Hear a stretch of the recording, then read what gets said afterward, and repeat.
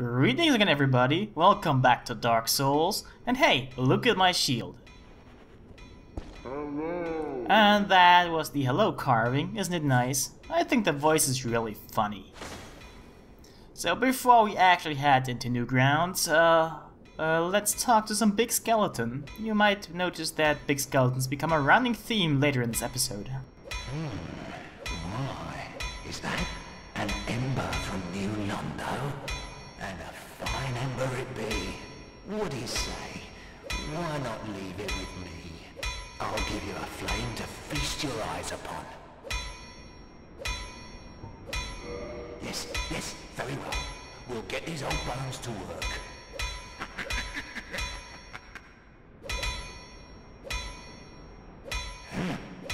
Why, that's an ember unlike any that I have seen. A very curious pattern. Could it be the flame of the legendary witch? I know. Suppose you left that ember with me. Old Mamos would never let you down. No, not ever.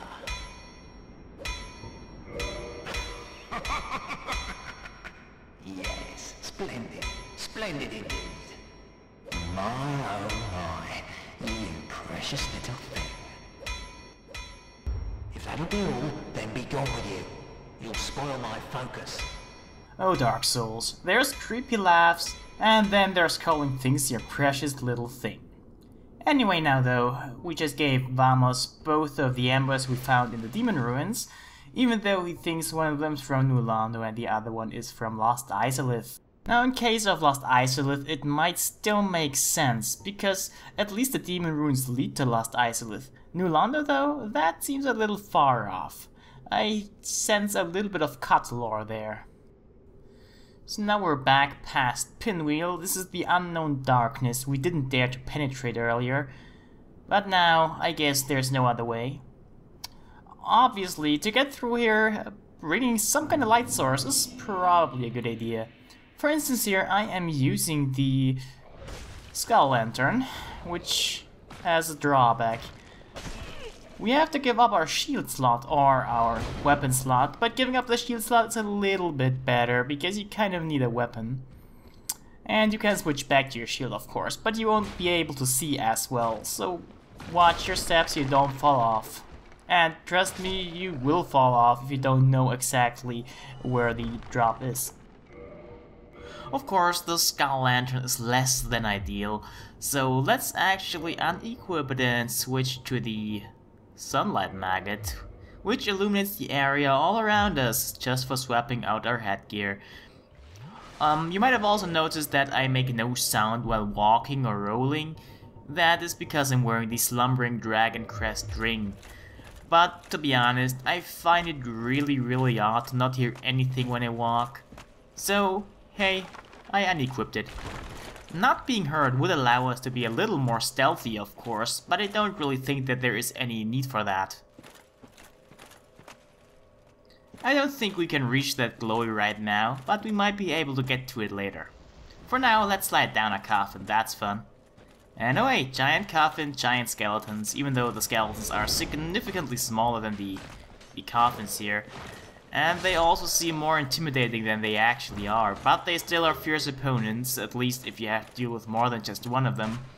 And speaking of there being more than one of them at the same time, yeah, right here. Though one of them is still hidden in the dark.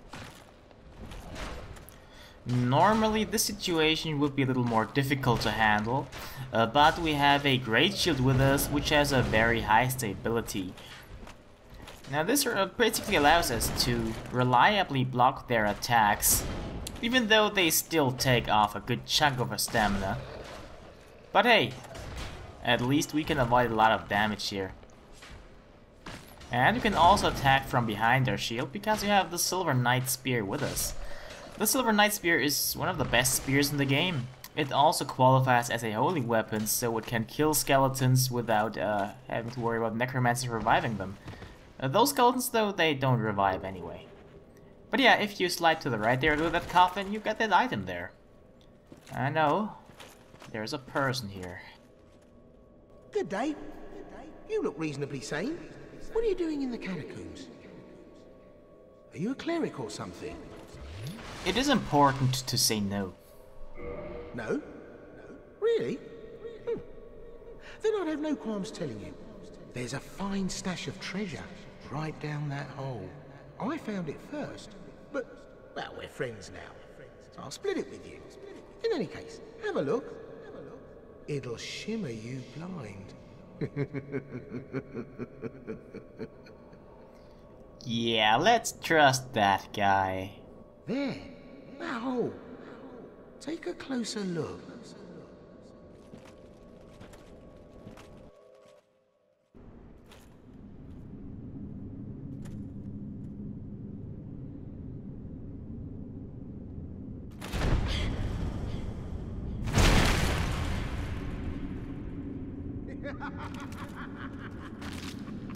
This is what I do, my friend.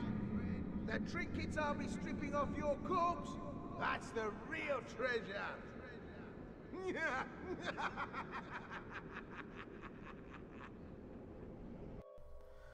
That went about as well as could be expected.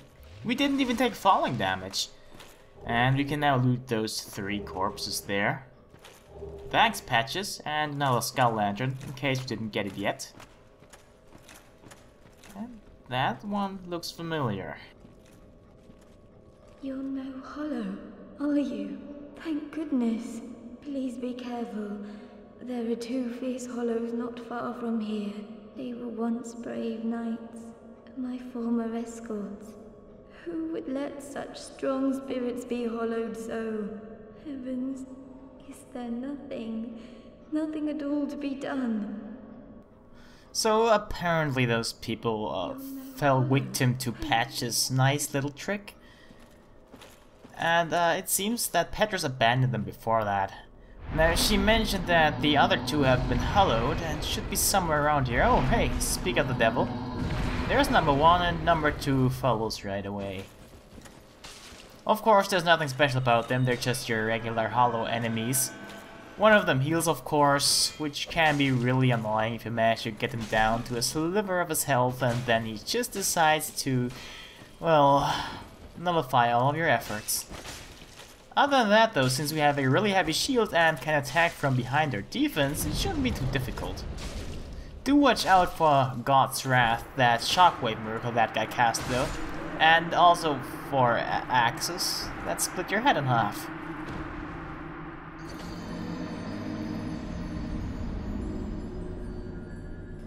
Well, I am glad that this wasn't embarrassing at all. It's not like this is a completely easy fight. I mean, hey, 2 opponents can fuck you up every now and then, but still, it shouldn't have been a problem. Now this here is... I think this is Nico. Nico is the one who mumbles a lot. The other guy was Vince, who's the smart guy. I don't like him, to be honest, but... well, I say that. In the end, he seemed to be kind of alright. But hey there, we killed Nico. Now let's tell Rhea that we killed her friends. You banished those 2 hollows, did you? It pains me to think of the trouble my failings have caused. I am certain that both Vince and Nico are grateful to you. Thank you so very much. Here, these belonged to them. You deserve them more than I. Replenishment is a pretty great miracle. If we cast it, well, our health would regenerate at a reasonable speed. It can really help you out in battle. Of course, it doesn't mean you can get reckless, but it gives you some extra time you'd otherwise need for healing. And Patches, by the way, is a returning character from FromSoft's previous game, Demon Souls. He, well, he did much the same thing in Demon Souls than he did in this game. Oh, and despite Patches being in Dark Souls, Demons and Dark Souls aren't actually linked from a lore standpoint. Though some speculate that Dark Souls is a prequel to Demon Souls. That theory, I might get into it a little bit. I don't think it holds up that well. But for now, let's concentrate on the darkness, the really interesting visuals we can see here. It's kind of a part of this area I don't like. All of the endgame areas have some kind of gimmick. This one's is darkness. I know those guys, by the way, which we fought just now as well, they are called bone towers, I think. At least that's what I call them. I also sometimes call them human centipedes, but only when I'm in a bad mood. They are pretty easy to deal with as long as you can stay at a reasonable distance so they can't reach you. They will wail about, but sometimes they will also just drop down on you, and that has more reach, and if you don't have a good shield, it'll break your guard, of course. But it shouldn't be much of a problem, because while they can move, they're fairly immobile. And hey, the way out of here is of course, well, it's an illusory wall. Over here is the fuck you pit, and we got an arrow from that direction. The fuck you pit is an area we will be seeing later. A little bit later. Soon, in fact. For now, though, down there's a bonfire. If you come down to where Patches is and turn to the left, you will find this as well, because Patches is actually right there.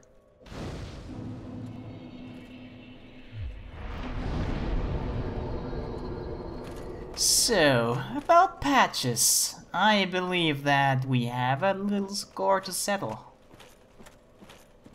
Hi, what's up? Oh, you. Well, let's just calm down. Talk about things. I did you wrong, but I didn't mean it. These temptations, they can, well, overcome me. You know what I mean, don't you? Please, forgive me. You and me, we're jolly undead outcasts, aren't we? Oh, brilliant. A second chance. Wonderful. I had a feeling you'd understand. I did. But, if I were in your shoes...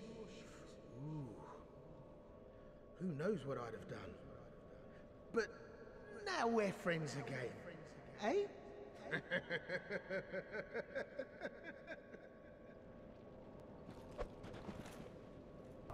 So let's, well, say Patches that we're a cleric. He'll believe us. Catacombs. Are you a cleric or something?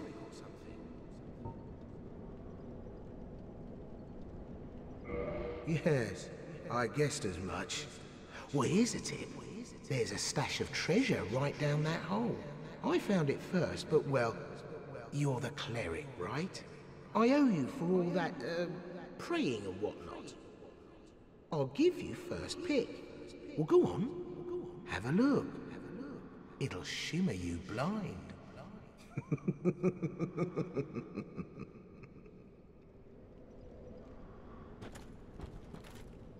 I'll save you all the falling and skip right back to Patches. Blimey. How did you... You weren't supposed to survive that. Well, no matter. I'll settle this once and for all. You lousy self-righteous cleric.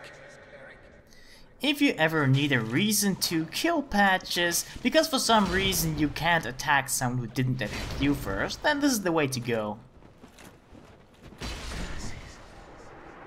I'm finished. What did I ever... What did he ever?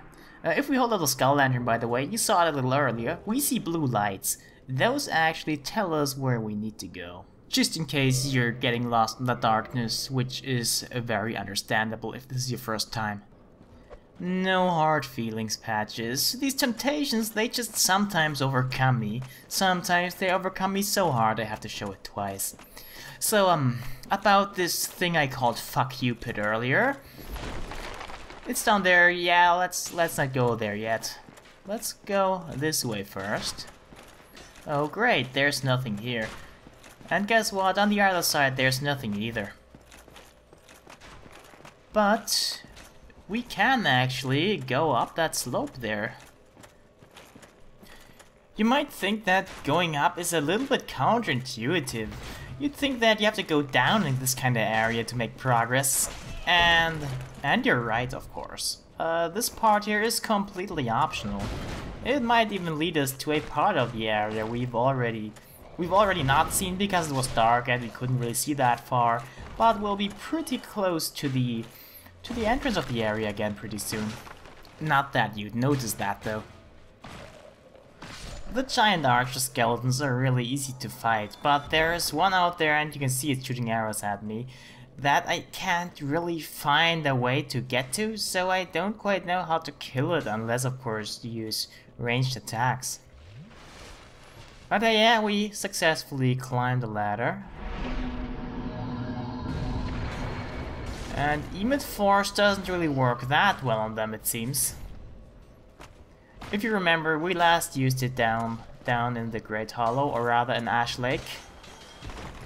And it is a exploding magic orb that just flies a little bit ahead of it and then, well, explodes. It actually should have staggered the skeleton, but it kind of didn't, and I don't really know why. In Demon Souls there was a thing called hyper armor, which just prevented certain attacks from being interrupted. Maybe it also exists in Dark Souls, who knows? The armor we're wearing this time around is the giant armor, by the way. It is the same thing that the Royal Sentinels and Analondo were wearing, but smaller, just to fit our size. The description says that it impedes stamina recovery, but every piece of heavy armor does to some degree. I'm not sure if this does this more so than that. And hey, from up there we could see Pinwheel's giant coffin, so... Now to get back down and collect all these items we've passed by earlier. The Eyes of Death are the Covenant item of the, well, Gravelord Covenant, which as previously stated is kind of broken in a bad way, but I hear on the PC version it actually kind of works, at least much better than on the PS3. The X360 version also works better. And, well, it is time. Time for what I call the fuck you pit. I mean, I'm trying to get a good look here. It's giant skeletons. They're down there. More than one. And, I didn't hit it, but I Goomba stomped it, and it broke, and now I'm running into the... oh crap. See, this is how you shouldn't do it. Lucky for us, we have a pretty good shield. It's also the giant shield.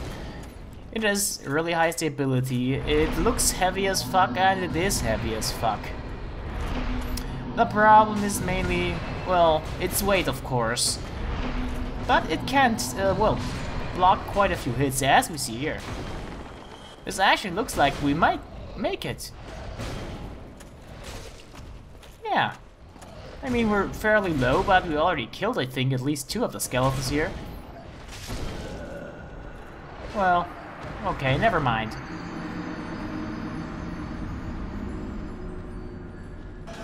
So let's try again. There's actually a fairly easy way to get the item you will want to get down here. It's if you just jump across the park-ready ladders, then drop down to the item, pick it up, and get the hell out of there by homeward boning somewhere or using the homeward miracle. But yeah, this time around you might notice I'm a little more careful. I'm trying to stick to that half of the room, so I only have to deal with these first 3 skeletons. Okay, that looks like it could be a successful run. I said this about the last one too, but this one looks even better. Who knows, maybe we'll even make it. Now, unfortunately, what we're here for is over there. It's that glow you can see in the distance, and we have to go into the other half of the room, which has all the really bad skeletons. But hey, lucky for us, it is actually possible to pull them out one by one now. Of course, this is rather long. Tedious, because they're big skeletons and there's a lot of them, but doing it like this just is so much safer. The item down here, by the way, is mostly useful to you if you're running a faith build. So if you don't either do that or LP the game, you might as well not bother coming down here, because it's not worth it otherwise. So you see me do fairly well here, but normally it doesn't really go that well. You saw my first attempt and this is the last one. There were plenty in between. So hey, here, large divine ember, that way you can make divine weapons up to level 10. As much as I liked the safety of the shield and spear type playstyle when I first started playing this game, now it seems really boring to me. If you like safety, go for it. If you don't, well, do something else. I changed into Artorias of the Abyss here and, patches. I did you wrong, but I didn't mean it. These temptations, they can open... I know that feeling, buddy. So yeah, we're now Artorias of the Abyss. We're wearing his armor set, and also we're using the Abyss Greatsword. I could have used the heavy two-handed attack of the sword here, because it is a unique attack. It's the spin jump Artorias sometimes does, but for some reason I didn't. Still, those skeleton dogs you saw there, those giant skeleton dogs, they are very fierce opponents. What you definitely should do is try to get the drop on them somehow and kill them in one hit before they can actually attack you. Because if you don't do that, you're in for some trouble. Honestly, the skeleton dogs always were the opponents that gave me the most trouble in this area, and they still are, of course, because we will see what they can do later. But hey, look, there's a Black Knight here. And he's dead already. Yeah, by now they're basically... they've been demoted from a mini-boss to a normal enemy. Even though they still don't respawn. And that message isn't lying, actually. There is a secret here. Most people will never find this. I knew it was there, but this is actually the first time I get it. The covetous Silver Serpent Ring. It is the counterpart of the covetous Gold Serpent Ring, in that it gives you some extra souls when you kill something while you wear it, as opposed to extra item discovery rate. Normally you shouldn't really bother with those enemies here and just run away, but I decided to kill them anyway. Oh, in case you're wondering if there's any way to tell that you have to drop down from that certain spot, no, there is not. You can see the item from the distance, but there's no way of actually telling where you have to drop down. I mean, it is marked by a corpse that holds an item, but that doesn't really let you know that you have to drop down there. Now, to get back, I find it best to go down here, because that actually puts us pretty close to a bonfire. Both bonfires of this area are actually fairly close together. This is already the second one. And on my first time playing this game, I didn't know this was there. So I had to, well, make the run to the boss a few times from a different bonfire. Now, skeleton dog. So, and this is why you should actually avoid or kill them before they can do anything. Looks kind of scary if you can just see their dust clouds of their feet in the dark. Which doesn't make sense anyway, but it looks kind of freaky. And yeah. With more place to maneuver, not that hard, but still, yeah. So now, let's do it the way you're supposed to do it. Or rather, the way I prefer to do it. So now, in case you were wondering how to get down here without dropping down to the Silver Serpent Ring, well, this is how. Basically, we're almost up to where we dropped down back already. This is a skeleton dog we just ignored. And this is the archer, right next to the corpse that marks the spot where you have to drop down to get to the ring. So, let's revive the human. Because there is something you can only see in this area if you're human. You might already be able to make an educated guess. There's pretty much two things that change when you're human.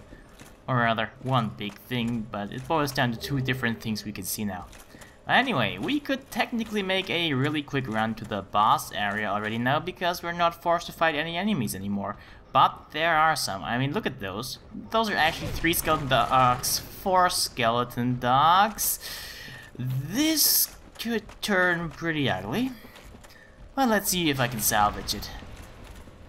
I usually say I love when the unexpected happens. But there definitely are times when I would much rather have things go according to plan. Oh well, at least now I get to show that I can actually fight them, even if they're aggroed. But, yeah. I kinda wish I had a lot of lore info on this area, but I don't. There really isn't much I can say about this, story-wise. It is the area after the catacombs, and, Rhea and her friends went down here to find the Rite of Kindling, which we got from Pinwheel, so I have no idea why they went further down, to be honest. Rhea and Vince, Nico and Petrus are members of the Way of the White, and the Way of the White is linked to Gwyn, Lord of Sunlight, and its mission is pretty much to light all the bonfires. Now, we killed all the dogs, and to our disappointment, there's nothing here. Well, we can't drop down here, but why would we need to? Because this actually leads us back to that part here. And as I said, you can just run past all those skeleton dogs and drop right down into this ladder shaft, and it'll be fine. They can't follow you down there. And from there, it's pretty much smooth sailing. The hard part is now over, mostly because it's not dark anymore. And we can see the Great Hollow in the distance. But yeah, we could remove the light spell, Sunlight Maggot, or even the Skull Lantern from our inventory now. Oh, look, a friend. Paladin Leroy. Oh, he's helped us fight against Pinwheel and now he invades us for some reason. The idea, I think, is that he embodies the player archetype who, well, tried to help a lot, do co-op, but got frustrated that he couldn't really help, and then decided to do PvP for the shiggles. But yeah, for defeating him now, aside from his humanity, of course, we actually get his shield and his weapon. The weapon is a very, very powerful faith weapon. I won't be able to use it because it requires a ton of faith. The shield also requires faith to wield, but not as much. I think it's only 18. It has a nice little effect, but it's not really good. The Sanctus, pretty much, it regenerates your health a tiny little bit. It's like 2 HP every second or every few seconds. There was a shield in Demon Souls, the Adjudicator's shield, which did the same thing, only much more efficiently. Then again, there also was a ring that actually regenerated your health in that game, and it was pretty broken. It was pretty much one of the best rings in the game. But now I'm getting sidetracked talking about the wrong game again. Oh well. Yeah, this part here is kind of tough, because there's that skeleton who will ambush you. And it almost ended poorly here. He almost kicked me down, and that's not what you want to happen, because once you got here, it should be fairly easy. This is the last big challenge of the Tomb of the Giants. Well, aside from this room, of course. If you don't know the easy route through this room, it can be quite difficult, otherwise it's easy. Of course, I'm going the hard way, because why not? This water here is deadly, not because it's poisonous or because it actually drains your HP, but yeah, do you see those small tiny little skeletons? They pretty much only spawn when you're in the water, so get out of there as quick as you can. And of course, look, pinwheels, lots of them. They have a chance of dropping more of the masks, I think, but it's not really worth it grinding for them, because you can easily buy the masks from an NPC. We will meet him in the Filing Shrine fairly soon. Behind this, well, there you see the fog gate I wanted to say. It leads to the boss. But we actually want to clear this room first. If you go down here, you can find a white titanite slab, which is really useful if you're running a faith build and want to upgrade your weapon to +10 divine or occult. Now back down in the water with those infinitely respawning skeleton babies. I could make so many dead baby jokes here, but I'm not gonna make any of them because I'm killing them all again. This is a pretty good spot to farm humanity, or rather it used to be. I think they dropped the rate at which they dropped it. But yeah, the item those skeletons drop, they actually are humanities. And this is the easy route through the level. Well, this is the easy route through the level after you got that soul. If you drop down here, you can just, well, bypass all the water and go right to the fog gate. It's easy to rush through the area that way. But hey, let's fight the boss. Oh, looks like the fight isn't starting right away. And down is the only way to go, so let's use fall control to avoid falling damage. If you don't use it, you will take falling damage. And I'm also switching to Artorias' regular greatsword.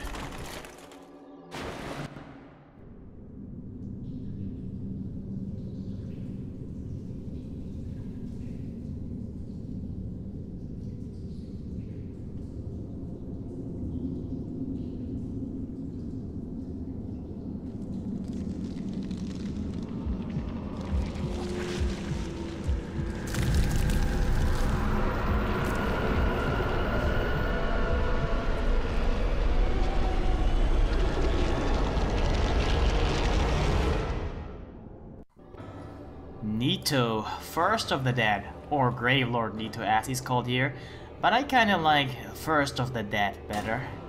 It implies that either he's the Lord of all dead, the first of them so to speak, or the first person to ever actually die. Now, anyway, you can see this blade coming from the ground, and you can hear a scream right before it. This is actually the tell for that attack. It's difficult to dodge.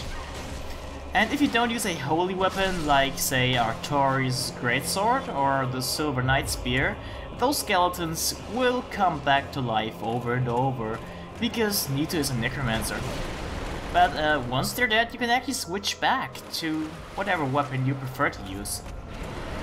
In our case, the Abyss greatsword. Now, it is definitely best to just wait at the entrance for the skeletons to come to you and also for Nito to come to you. Why, you may ask?